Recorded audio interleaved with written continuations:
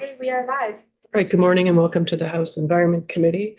This morning, we are going to be taking up the PRO for the bottle bill with Paul Burns. Thank you, Madam Chair and members of the committee. And for the record, my name is Paul Burns. I'm the Executive Director of the Vermont Public Interest Research Group, or VPIRG. VPIRG works on a broad range of environmental issues. We have been closely associated with the bottle bill program. It was initially passed by the legislature in 1972, and we were incorporated in 1972. So we weren't here for the initial passage of the law, but ever since, as early as 1973, we've been associated with it and trying to keep, preserve, promote, and make more efficient this law for more than 50 years now. So again, I appreciate the opportunity to be before you today. We've offered some testimony on this issue so far, but I wanted to hit a few significant points and then offer some more details in certain areas. Most fundamentally, I think I would say here we are at April 16th, and we recognize that anything that you pass from this committee at this point in the legislative session is not likely to hit the governor's desk this year. It would move over to your counterparts in the other body and would likely be considered some point next year in 2026. And so I will say from the start here that I know that there are interested stakeholders who would like to have conversations moving forward. And when more information becomes available, we can continue a process of reaching, if not consensus, then maybe some broader areas of agreement on a bill like this to move forward. And that may mean this committee taking it up next year, or some of those decisions and discussions taking place in the Senate side. I just want to say from the start, I'm open to whatever makes sense to you. I think there is a worthwhile nucleus of legislation here that would help to make the existing program more efficient, effective, less costly for many, and that has merit. It is definitely worth spending time on. It is worth ultimately your support. If it is this committee's determination that it may make sense to reach even broader areas of agreement before moving it out of this committee, that is to say, leaving it to the department, to the Agency of Natural Resources, to other stakeholders, I would be very pleased to participate in that process and conversations moving forward as well. And you can pick it back up in January. And I think, again, that you'd have a little bit more information to work with at that point. And it probably wouldn't have a dramatic effect on the ultimate passage of a bill or the movement of a bill to the governor's desk if you decide to do that. So just with that as kind of a bit of context, I guess, for this conversation today, I want to remind you again of the key elements that this is a law more than 50 years old, that it still enjoys tremendously broad public support. I mentioned last time, and we sent you the survey that we had done statewide that found that 88% of Vermonters, I think it was 4 years ago, but 88% of Vermonters favor the existing bottle bill program. A large percentage, I think it was 83% at that time, also said they wanted to see it updated to include more items, as nearly every other bottle bill state has done. That is not what's on your agenda in terms of this legislation. I understand that. But in terms of support, public support for the fundamental program, Vermonters like the idea that good things are happening to the materials that they bring back for deposit. And so you have that public support. But is the law a good idea? I think you've already heard some good and important testimony in that area as well. Looking at aluminum, you had the folks who recycle aluminum. And I guess I would say maybe more important than any point in the last 50 years, the capture of clean aluminum from those cans that are included in this program today may be more important than ever.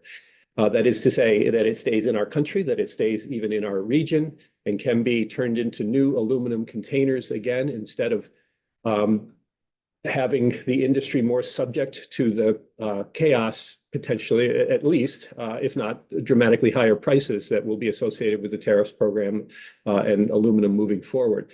The same is true, perhaps to a lesser extent, but to the PET, the plastic, and to glass as well.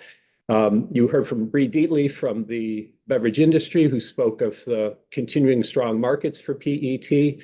And I will note that plastics industry experts have said that there's no way to meet the recycling goals of certain businesses in the beverage industry, the post-consumer recycled content goals that they have stated that they have, without having more states with bottle bill programs or expanding the bottle bill programs in the 10 states that already have them. It is not possible for them to meet their goals without that there isn't enough material, and certainly not enough clean material from curbside programs to allow them to meet those goals.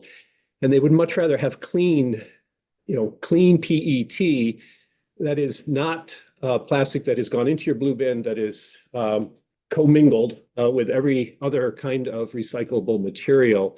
And in that process, getting at least somewhat contaminated again. And when you're talking about plastics, many plastics have additives that are toxic, and you want to minimize that.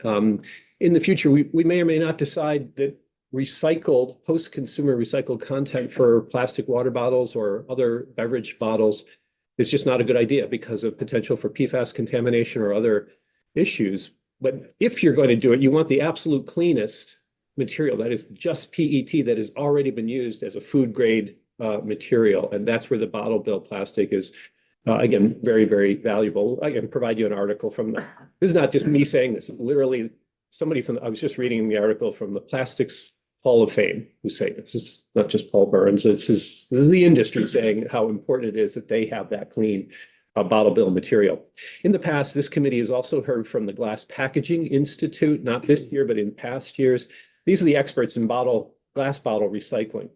In 2023, in testimony in Vermont, the head of the Glass Packaging Institute said, quote, "All bottle bill material in the Northeast region, including Vermont's current bottle bill glass, has positive market value and strong end markets.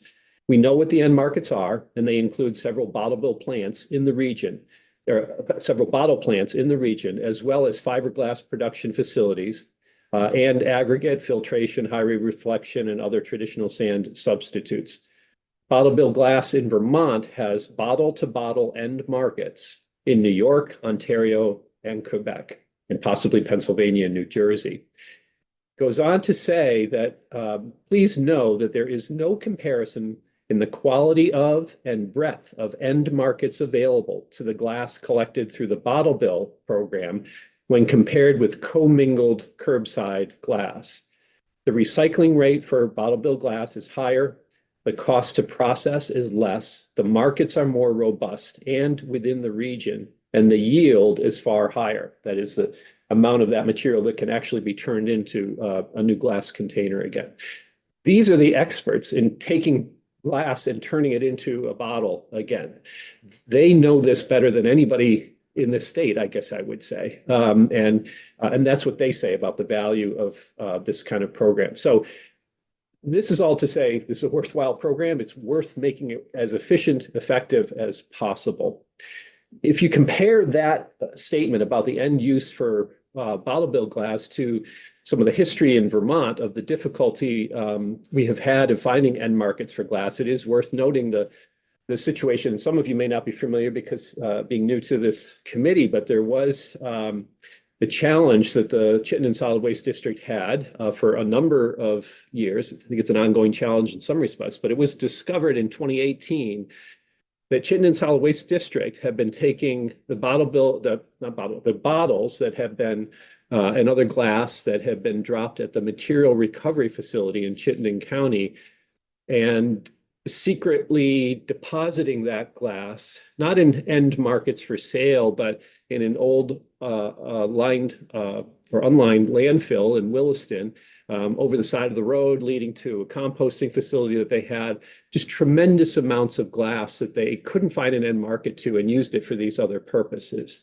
They didn't have DEC approval for that process. They did it for 5 years between 2013 and 2018 when it was discovered.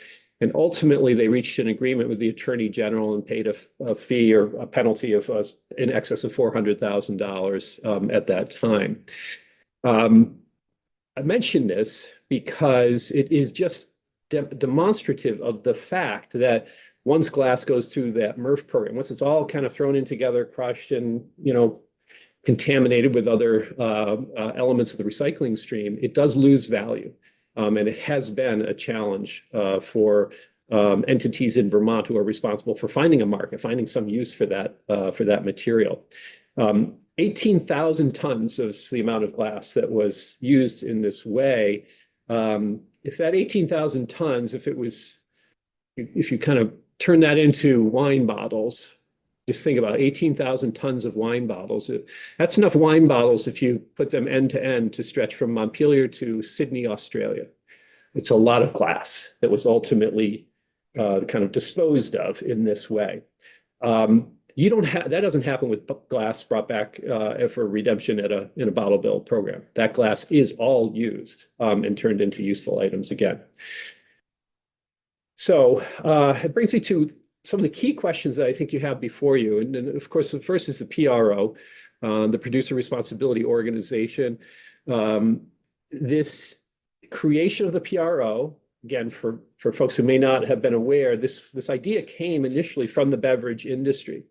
After legislation was passed out of this body in the last biennium, went over to the Senate, and your counterparts in the Senate committee insisted on a small group of us to come together and try to reach some areas of agreement. And there were 5 formal members of the committee. I was on that committee. Reed Deatley representing the beverage industry was there. Matt Chapman was convening the group. It's an excellent group. I think much good faith brought to the table there.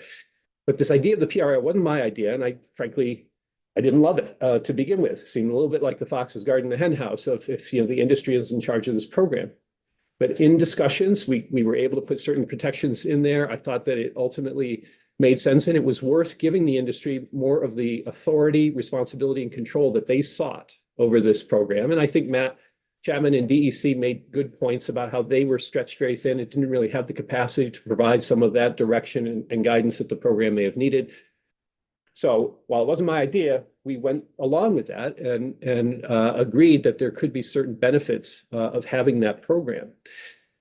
And I still believe that is true today. We're willing to recognize that there are good things that could come of that. And I won't say in exchange, but as part of that package, there was the idea of expanding the program and making other improvements. Well, now we don't have the expansion on the table, but we still have the benefits that could be provided with a PRO that itself could make the program more convenient for consumers. That is, more opportunities for redemption, addressing the issue of redemption deserts in the state, which is a real problem. You can't put a deposit on things and make it that difficult for people to bring them back conveniently, I think, for redemption. So that makes sense. Having fewer sorts at the redemption centers not just makes it easier, but less costly, requires less space, and so may keep more redemption centers in business. They don't have to have 100 different sorts for different brands, but they're separating by plastic, by aluminum, by glass. Makes all the sense in the world, I think, to move forward with an efficiency program like that.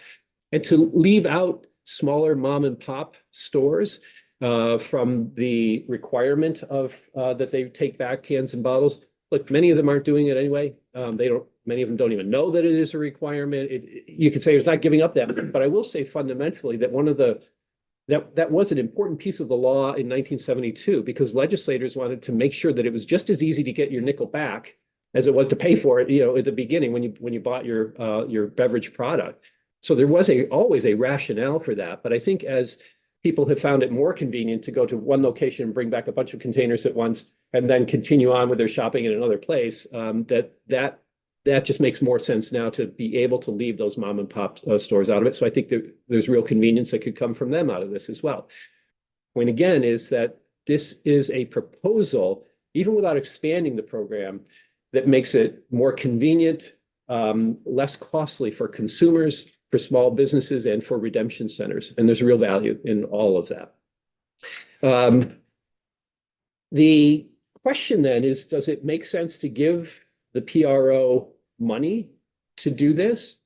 And here, I guess I just want to remind folks of a couple of things. One, the PRO we're not using the term extended producer responsibility as much here as we kind of slip into PRO language, but extended producer responsibility is really what this idea is.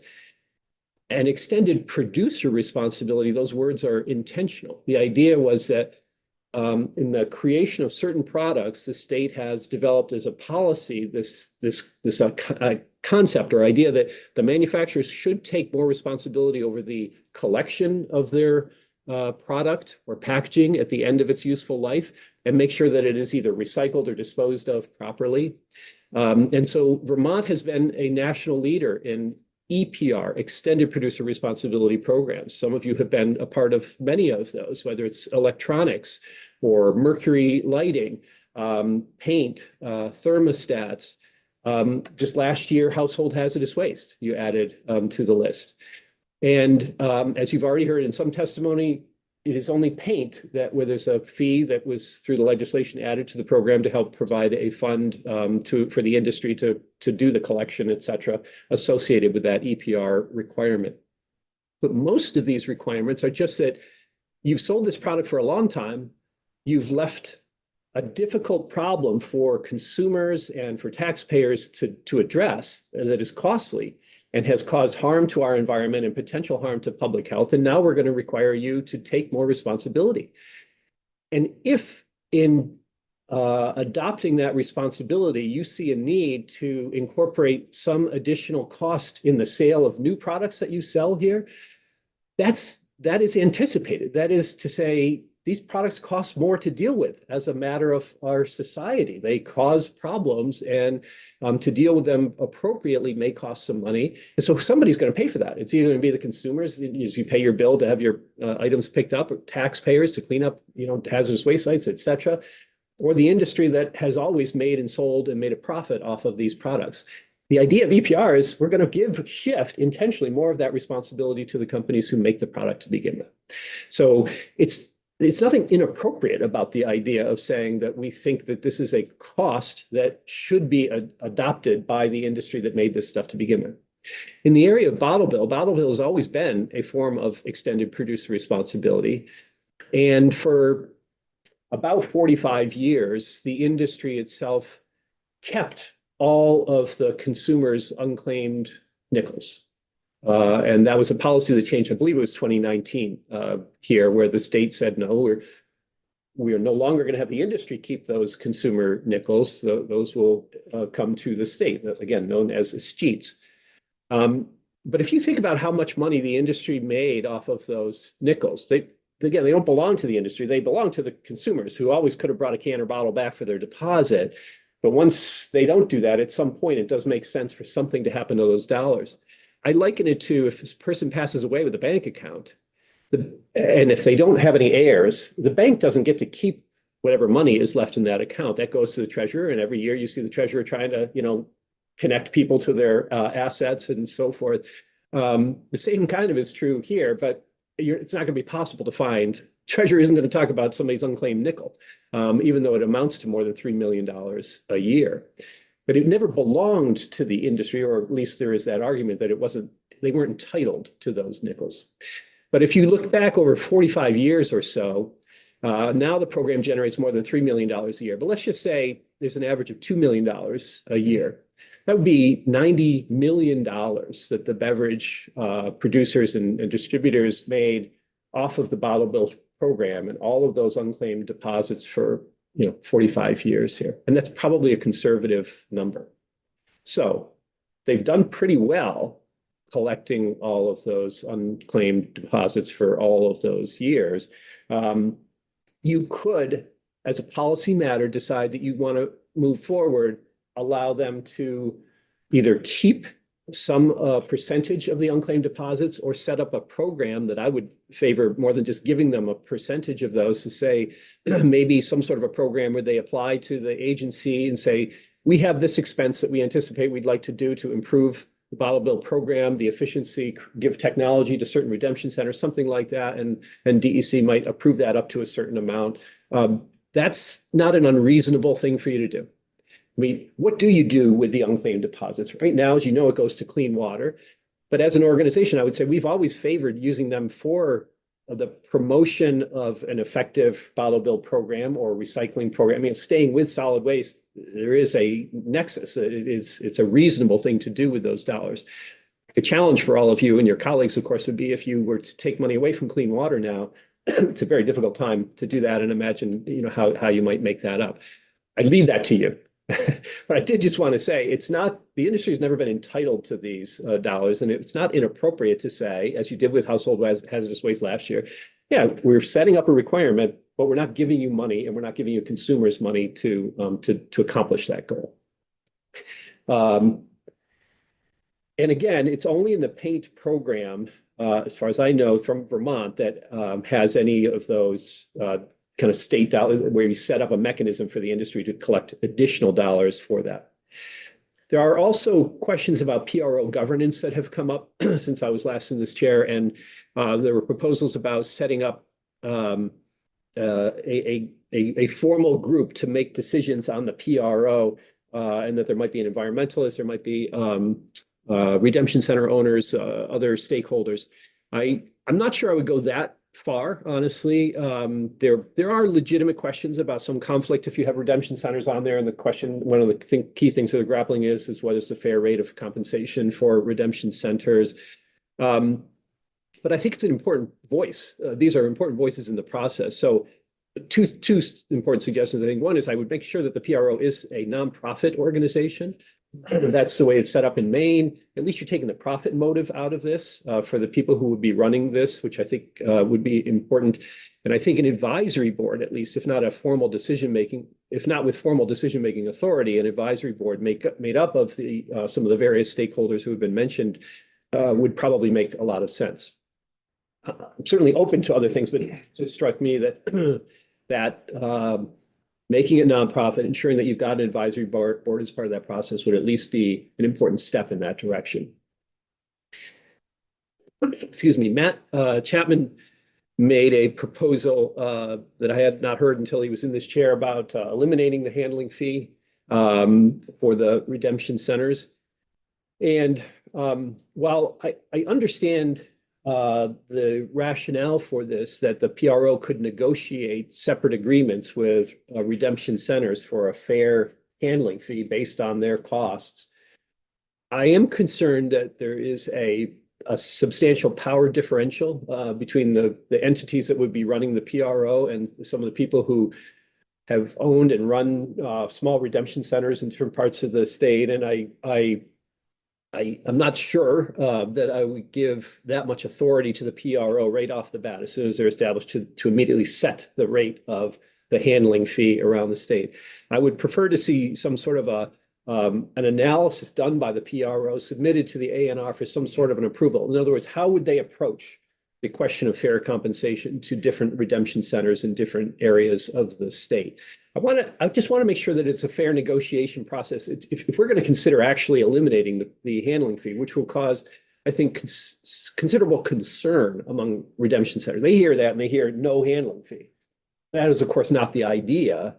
It would be negotiated, but again, the power differential is, I think, a significant concern, and I would like to have some sense of that there is an approval from the agency that this is a fair process that they can imagine moving forward with.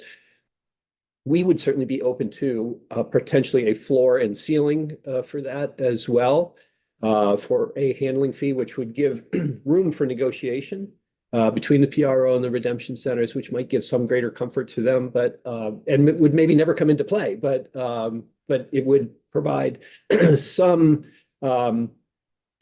comfort or assurances that not all the power is vested in this large entity, and they will take into serious consideration the needs and concerns of the redemption centers. We want them to succeed, and it is true that it costs some redemption centers a lot more per container than others. And I think that's kind of the point that Matt is making. So we're not opposed to the idea outright, but I would like to see a few more parameters in that process. This, again, is an area where perhaps some further conversation among different stakeholders would get us to a closer point. Oh, can we pause for a question from Representative Chapin?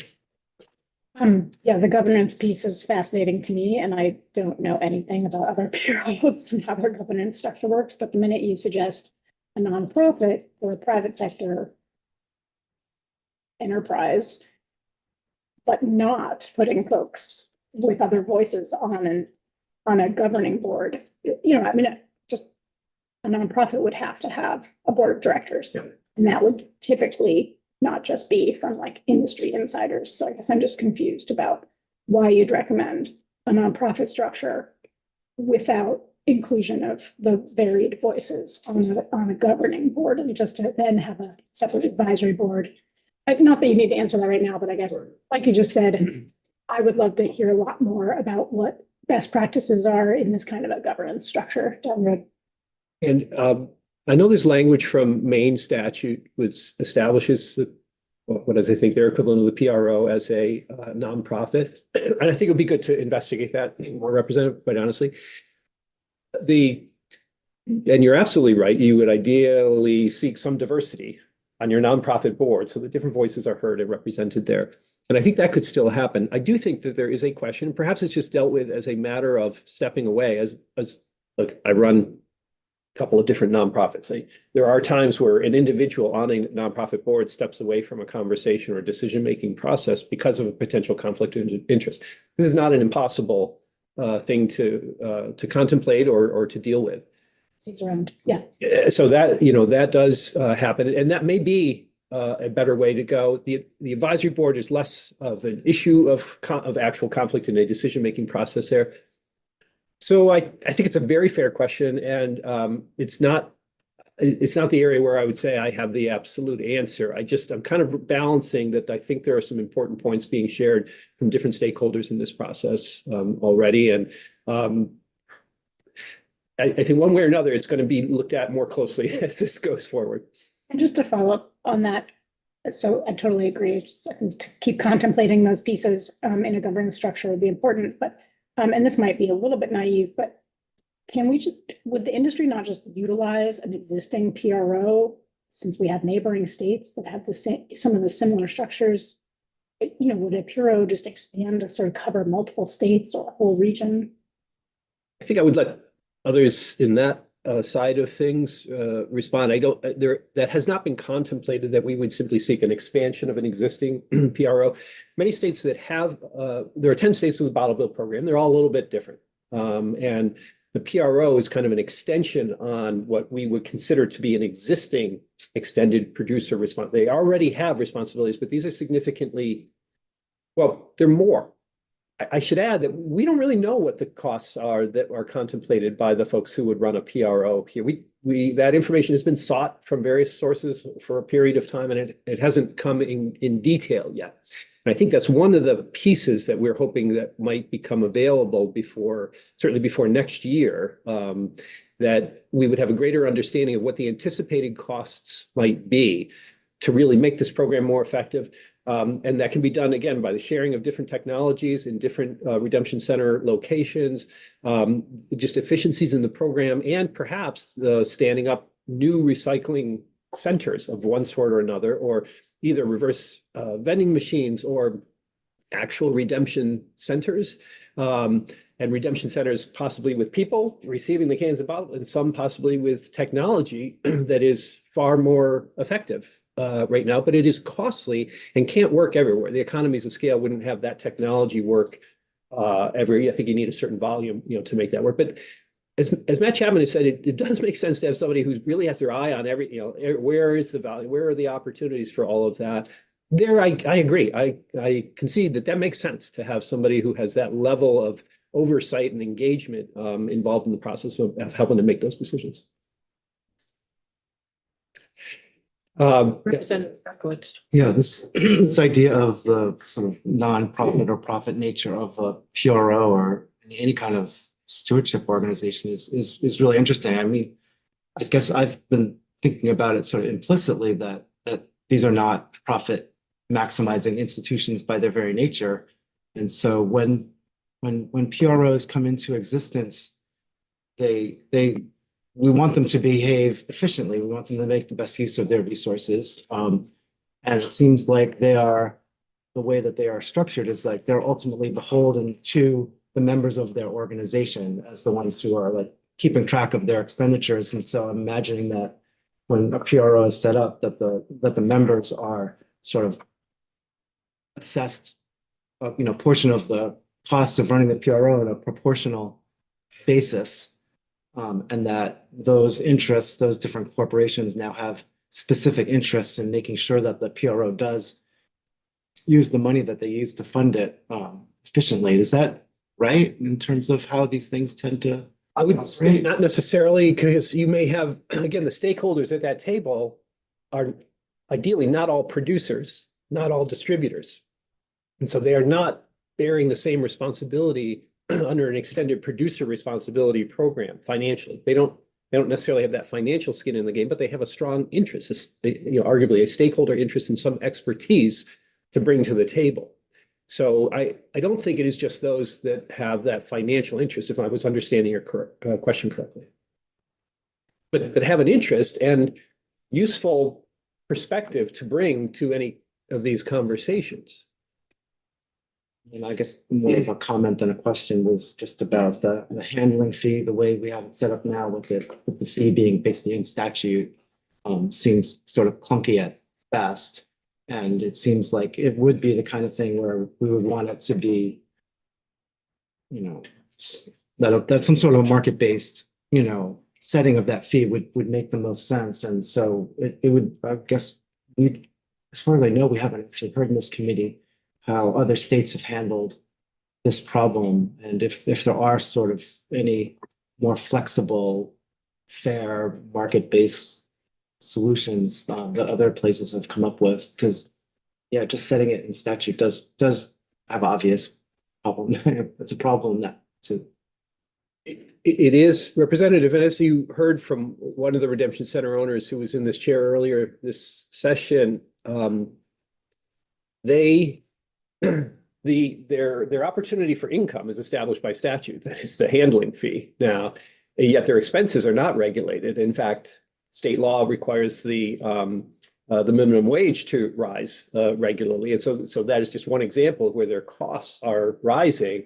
Their income is capped according to the handling fee. And it is at times, I know, an untenable situation, and a situation that doesn't work. This is one reason why some redemption centers are just going out of business. The numbers don't add up for them. So I think that's a legitimate concern. As far as I know, California may be different. As far as I know, the other states do have it, the handling fee written into statute.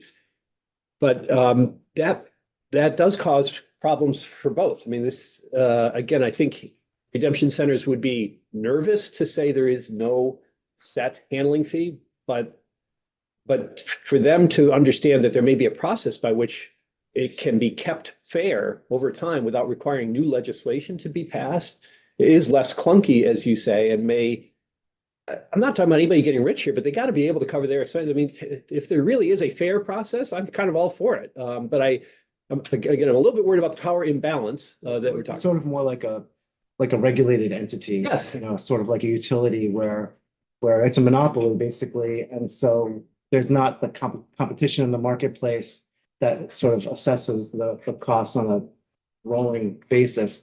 But in this case, there would be some sort of an administrative process that perhaps A&R, I guess you're positing would oversee to give some sort of bounds so that we can make sure that the redemption centers can actually make a living, but no one is finding it to be a cash cow at the same time. I think that's right. I think that they can make a living. And also we need incentives so that more redemption centers honestly can move, particularly if they've got the volume, can move away from the hand process of doing all of this by hand, which obviously very labor intensive, is quite expensive. And when technology is available to do it faster and ultimately cheaper on a per container basis, but it's a capital cost up front. I mean, it does make sense to have some of that regulated and to be able to provide some incentives for redemption centers to make that leap, to something that would work better for them and certainly better for consumers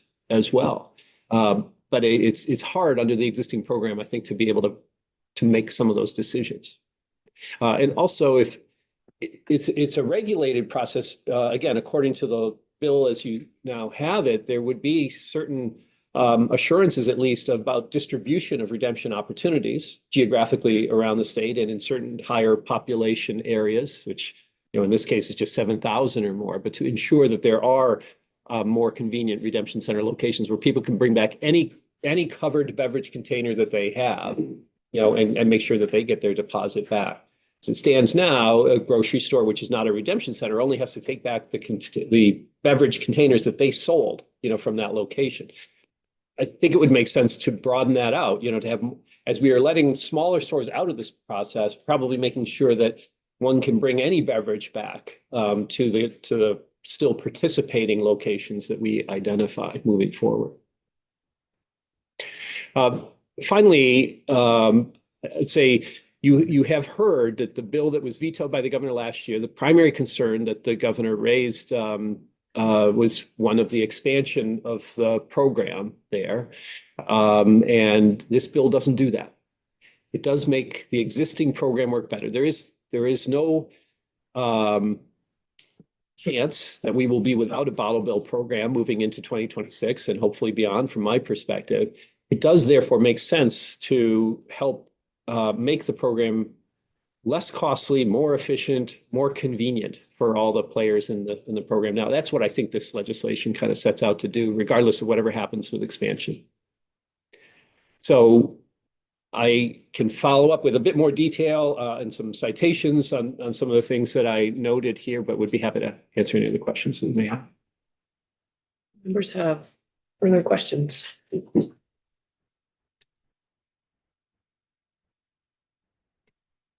Any? Thanks for your testimony. Do you have a question? Oh, Sorry. yeah, that's okay. Are there financial reports that are public that we can look at? That we could understand about, the redemption and how many bottles are not being returned and how many bottles are and what is made each year by the producers and distributors? It's a very good question. And I think some of it is probably available. Who I might return to is Susan Collins, who was a remote witness here earlier from the Container Recycling Institute. She is, as far as I know, the single best, kind of most knowledgeable person on the bottle bill programs that operate not only in this country, but kind of around the world as well. I mean, there's a small handful of people who have vast knowledge about that. She would be one. And Representative, I'd be happy to follow up with you, and I could reach out to her or put her in touch. Yeah, just broad terms, not. Some of that, if you're looking specific to Vermont, I'm not sure that we do have all of the numbers that you were thinking about there. And I think that's one of the challenges, honestly. But again, Matt at the department may be able to provide some more Vermont specific data there too. Thank you very much. Yeah. Thank you. Representative Austin, can you just say again what numbers you're interested in?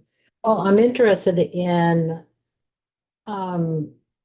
we're talking about producers and distributors, and just I would like to know, like, how many bottles are brought back, how many bottles, how much funding is not collected, how much profit do they make of bottles that are not, and just to have a sense of the kind of the producers and the distributors. I know part of it goes to the Clean Water Act, but other than that, where is that profit going and how much is? So I can say that all of the unclaimed deposits now are in the hands of the state. Mm-hmm. That was the change that was made, in 5 or 6 years ago. And with that, You were talking about yes, and that was the state didn't get any of the unclaimed deposits prior to that. Again, most states had made a shift where they were either all the money was going to the state or at least a portion of the unclaimed deposits was going to the state, which is why we and others urged the state to make that change 5 or 6 years ago. So I don't know if we go back in time to 1970, 3 or 4 when the law was implemented. I did it kind of on the back of the envelope numbers there to come up with 90 million that the industry probably got. I don't know if somebody has better numbers than that for those. We do know in the state, well, in terms of the percentage, you know that you've heard somewhat differing testimony about the redemption rate in the state. You have to know how many cans and bottles are actually sold. I think CRI, Container Recycling Institute, has the best data there because they pay for it. It's an industry kept number, and you have to pay to have access to that information. I don't know if the state or other entities have that. The CRI has that, and then you could compare that to we know how many cans and bottles are redeemed in the state. Mhm. And so that's how you can get it. Some of those, as you've heard, probably come from New Hampshire. I don't think it's a huge problem for us. I think it used to be a bigger problem. They'd come over with truckloads. The state took action. It took enforcement action. I don't think, but individuals, undoubtedly come over with a can or bottle purchased in New Hampshire that they didn't pay a nickel into, and they get a nickel back here. But still, we know how many. We have a percentage based on that. So the state has an estimate of somewhere between 72 and 75%, I think, of containers sold, they believe, are redeemed for deposit here. Which again, could be higher. We'd love to see a 90% redemption rate. And some states that have moved to a dime have gotten to 85 or 90% redemption. If you believe that in the good things that I was saying at the beginning, that happens with those materials that are returned for redemption, you want that redemption rate to be as high as possible. Again, that's not part of this bill, but I think it makes sense. But it is also not 50%, which is what states like Connecticut or Massachusetts were seeing, a really marked decline in redemption rates. Maybe that's a good on Vermonters who do want to continue to recycle and redeem. But so some of those data, Representative, we can try to put our hands on in terms of what's happening now. We have some of that for sure, but in the past that may be more difficult. Container Recycling Institute is CRI? Yes, Thanks. All right, thank you for your testimony. thank you. Right, members, we have next item on our agenda is 10. So we will break in minutes and come back at 10 o'clock.